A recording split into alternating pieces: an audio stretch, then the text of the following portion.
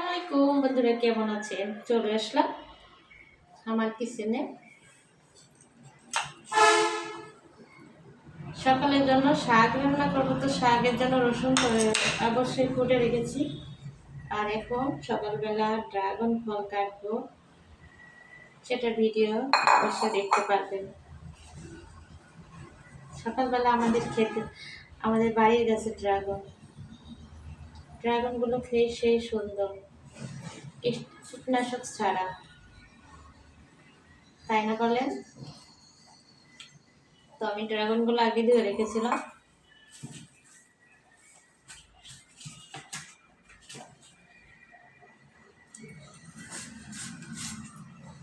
খেতে ড্রাগন আসলে সেই সুন্দরই হয়, কারণ বাজারের ড্রাগন আসলে মানে ভালো না। মার্কেটে তো সব ফরমালিন দেওয়া থাকে, বাড়িতে সেটা থাকে না। তো সেটা আমি ড্রাগন আসলে ছুরি দিয়ে কাটি। তো আমি যেহেতু বটি নিয়ে বসে আছি, তো বটি দিয়েই কাটলাম। আর গ্রামের মতো এভাবে রান্না করতে বা বটি নিয়ে বসতে ভালো লাগে। সবাই তো দেখি বটি নিয়ে রান্না করে। আমিও কিন্তু আমি গ্রামে মাটির চুলা নাই, আমার যেহেতু গ্যাসের চুলা, তো সেহেতু আমি তো আর মাটির চুলায় রান্না করি না। এই জন্য আমি নিচে ফ্লোরে বসেছি এবং ফ্লোরে আপনাদের সাথে কথা বলছি। তো আমি ড্রাগনটা কেটে নিচ্ছি। আসলে ড্রাগনটা কেমন অবশ্যই দেখাবো আপনাদের।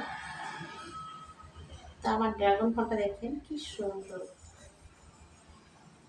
গা কিন্তু এতটা পাকে নাই, তারপরে কিন্তু আসলে ফরমালিন ছাড়া, তো এই জন্য মনে করেন আসলে এতটা সুন্দর হয়েছে। একটা সেই স্বাদ। তো আমি অবশ্যই খেয়ে দেখাবো আপনাদের সামনে। আসলে সকাল সেহেতু আমি একটু খেয়ে দেখাই, দেখতে পারবেন।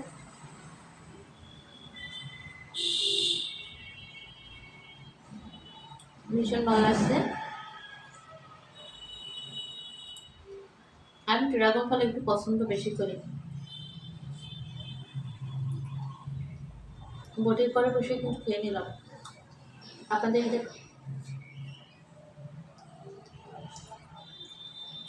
ড্রাগনটা ভীষণ ভালো লাগছে,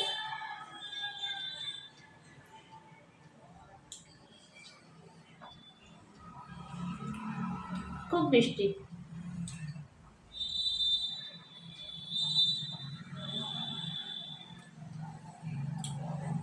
বাদ বাকি ড্রাগন আমি কেটে রেখে দেবো, যেহেতু আমি এখন রান্না করার জন্য তৈরি হয়েছি। আসলে এখন খাওয়ার টাইম নাই আমার, অনেক কাজ আছে। সকালে তো অনেক খাবার তৈরি করতে হবে। আমি একে একে প্রত্যেকটা ড্রাগন কিন্তু কেটে নিচ্ছি। ড্রাগনগুলোর পিছন থেকে আসলে যদি পাকা থাকে তো পিছন থেকে সুন্দরভাবে উঠে যায়। তাহলে আমার ড্রাগনগুলো সে উঠে যাচ্ছে।